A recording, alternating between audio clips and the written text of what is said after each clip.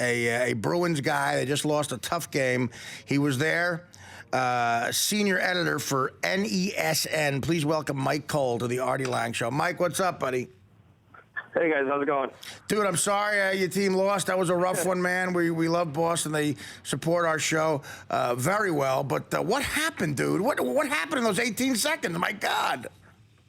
It's been the same thing all year for the Bruins, really. I mean, it hasn't hurt them as much as it did tonight, but it's just, not being able to close out leads and, not being able to play the lead in the third period.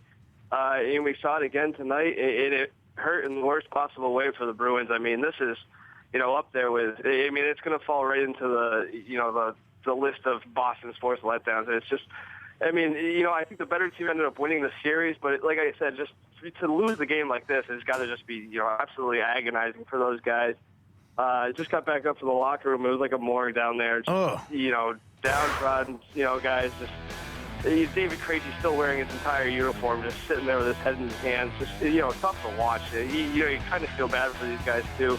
It's unfortunate that it was their doing and losing the game and losing that lead, but you can't help but feel for guys who would put it all on the line, for the last few months, just to see it go down that quickly. You know what they should pump into the Bruins locker room and make them feel better? Audio from the Miami Heat celebration tonight in Miami. That'll make them feel better. Ray Allen, of course.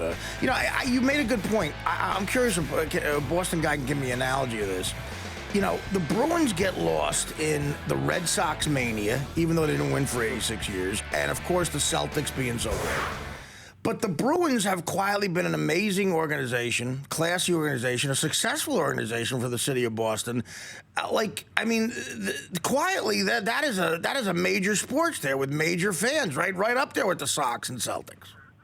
Yeah, I think, it maybe, that's the outsider's perspective, but I know living in the city and growing up in the area, I think that this fan base just felt jaded for a while, and I think that these fans were always there, but it just took a little bit of success to get them back, and I think you saw it in 2011 when they won. Right. Now in 2013, I think it's always been a hockey town. It's like every other city. Boston sports fans are great, but they're not going to support a team that's not playing well more often than not. I think that was the case here, but now that they're putting a productive or a competitive product on the ice, it's you're seeing all these droves of fans come back, and generations and generations of fans. It really is, like I said, it's a hockey town, and in the last couple of years, win or lose, it's gotten back to that, and I think that's awesome for the city and awesome for just a real passionate fan base. It's one of the better ones in the city. I think it's up there with either the Red Sox. It's It's not going to be as loud and it's not going to be as many people number wise, but in terms of passion and devotion, they're right up there. That's saying a lot, yeah. Hey, Mike, do you feel as though the better team won, or was it the luckier team that won? Because game one, Chicago wins on a deflection off a skate, and tonight, of course, the deflection to win the game. Yeah. Just bad luck all around. Is that something? Do you guys feel like just bad karma or something? Bad vibes? Well, I don't get it. I don't think Chicago is the better team. Your thoughts? I disagree. I thought that they were the best team all year, and I think at this point of the year, over a 7-game series or a 6-game series, this one turned out to be you make your own breaks, and I think the Bruins could have done more in the first game. I think the first game is obviously the big one where. Obviously they did get that bad deflection off a skate to tie the game in the third period, but the Bruins had so many chances in the 3 overtimes. If you're not going to bury one of those, you almost deserve to get a bad bounce against you. But these teams are right there, neck and neck. We saw, a few games going to overtime. This one was, a few seconds away from going to overtime. It's just an incredible series either way, but I do think the better team won in the long run. But all right. It does say a lot that it took that many bounces to beat this Bruins team. Yeah, I was just really saying that for Dan Filato's benefit. I do think Chicago's a great hockey team. But so what's next for the Bruins? What do you expect this offseason move-wise?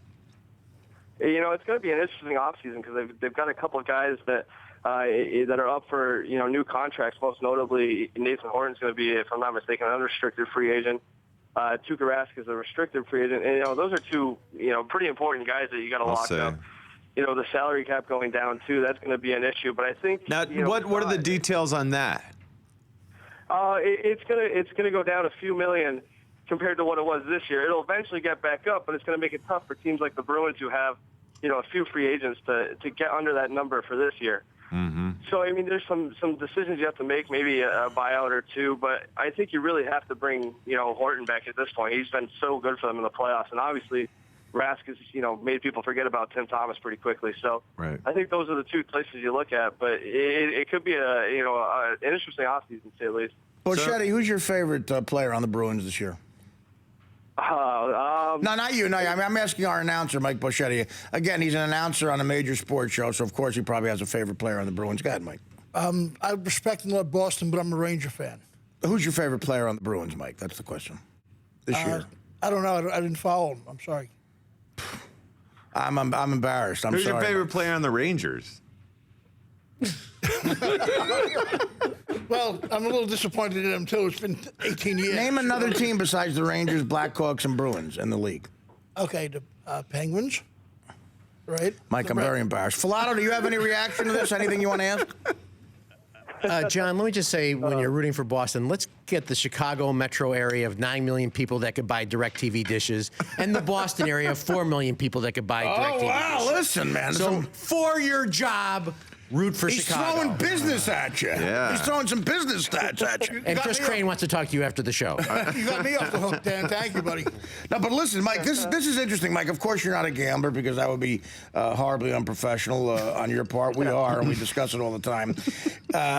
Gino Bisconte, friend of the show, great comic, just texted me, gambling is hilarious. Literally, this is interesting, though. It went from the Bruins and the under to the Hawks and the over in 90 seconds. It's like, as a gambler, that is brutal. That is brutal. I always said, Mike, the Red Sox have won the 2 World Series finally, but they won it both on the road. Do you think, what's a more insane celebration? The Red Sox winning at Fenway to clinch a World Series or the Bruins winning at home? It's got to be the Sox, though, right? The Red Sox winning at Fenway in the land side, despite all the good things I said about, Bruins fans, it's baseball still, I think, number one in the city, at least in terms of that scenario. And I think that with Fenway being over 100 years old, you're really at a risk of, tearing the building down if that ever happens. And it's just, it's tough to even imagine seeing that happen. Yeah, now, while you were at the game, was there an alert from security? Was Aaron Hernandez there, and was he armed? No, I think he's finally taking some good advice and laying low right now. Probably for the better. I like his tweets. I like when Aaron Hernandez tweets in this situation. What went on? You're a Boston guy. Can you please tell me what your thoughts are on that? What the hell happened to that guy? I mean, there's a reason that he fell in the 4th round. I think there's a reason so many teams passed on him. And if I forget what the scenario was, but it was a couple of years ago. There was something involved with him and chicken. And I remember he came in for the Wednesday media availability, and he stood there in front of a ton of reporters and just sat there eating a chicken wing as he did his media availability. And at that point, I'm like, there's something not right with not this stable. guy. Not a stable. Not a stable guy. It's all, coming together now. So some questionable decisions in Mr. Hernandez's life right now. Well, we wish him the best. Giannis, you have any, as a sports fan, do you have any thoughts on this? No, I'm not. Okay, fine. Yeah. I mean, I'm learning a lot. I'm learning a lot about the Bruins. Listen, I don't know anything about hockey. We're improv our way through this. But Mike, of course. Mike, what was your favorite? What's your favorite moment in Bruins history, Mike? Oh, God. Favorite moment, Bruins. Well, I'm relatively young, so I don't go back that far. But I gotta say, it's fresh in my mind. But Game 7 of this first round series against Toronto, when they came back from down 3 goals to eventually win it in overtime, that was a pretty special moment to be in the building and have it literally vibrating. It was something that you don't see every day. So I thought that was pretty cool. Historically, obviously the Bobby Orr's goal, but that was a little bit before my time. But yeah, I mean, there's plenty to choose from just on this postseason run. So it's a good time to be in the city and a good time to enjoy hockey. How many cups do the Bruins have now, total? They have 6. Wow. And again, great organization. Quietly, they're in the shadow of other teams. Johnny, anything else? I'm good. Thank you. This guy, he doesn't work for the Bruins. This guy? No, he works for NESN. He's amazing. Nesson, which is a sports, or a New England sports situation up there. And do you cover exclusively hockey? A little bit of everything, but I've been doing, pretty strict Bruins the last couple months of this season. Yeah. I do have a question. Getting back to the off-season needs, because they're going to be so hamstrung for cash, just re-signing their own. Is there any possibility of going out and getting something that they need? And if so, what do the Bruins need to be a better team? I don't think that you're going to have enough money to do it. They could always use another goal scorer. I think we saw that at times in the playoffs where you just didn't get enough goal scoring, especially from a guy like Jaromir Jagr who was brought in at the trade deadline. It's just I don't see how they can make it work financially. So I think what you see now is probably what you're going to have going forward for the most part. Okay. Yeah, well, listen, Boston's been through a lot with the bombing and everything, man, and so it is kind of sweet that they get to celebrate something up there, and that you guys get to celebrate something up there. But of celebrate course, losing. No, but of course you didn't get to do that. Is what my point was. No, but how did you fare during that whole thing, man? How crazy was that for you? For what? The bombing. Boston. Oh, I mean, it's unbelievable. It's one of those situations where, you kind of, push aside when people tell you, when it happens around you, it's something totally different. It really is. It's just, you just never expect that to happen around here. And I think, I think that's one of the bigger disappointments about the Bruins losing is that they gave the city such a jolt after that. I don't know if you guys saw the video of the first game back, but, Yeah.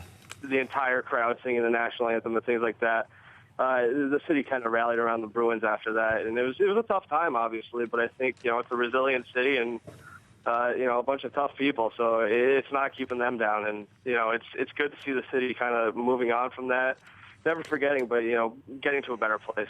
Yeah, no, Boston, great town. Our condolences again. Congrats to the Chicago Blackhawks taking it in Beantown, a tough win.